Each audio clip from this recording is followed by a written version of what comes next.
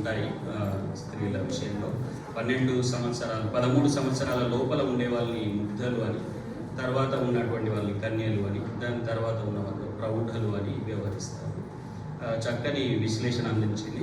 అయితే మనము పాఠంలో ఉన్న అంశాన్ని కేవలం ఆ సమాచారాన్ని ప్రజెంట్ చేయడం కాకుండా దానికి ఇప్పుడు ఉదాహరణకు పాల్గొకి సోమన గొడగూచి ఒక పాత్ర, పోతన యొక్క ప్రహ్లాదుడు ఒక పాత్ర. ఒక రెండు పాత్రల్ని తీసుకొని కనుక మనం ఒక పోలిక చేసినట్టయితే వాళ్ళ భక్తి ప్రపత్తుల్లో ఉన్నటువంటి తేడాలు ఏమిటి?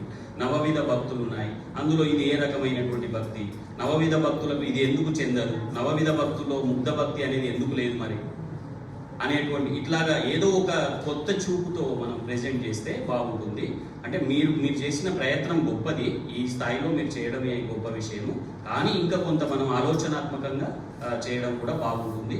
మంచి పత్ర సమర్పణ చేసిన సౌమికకు అభినందనలు. తర్వాత రజిత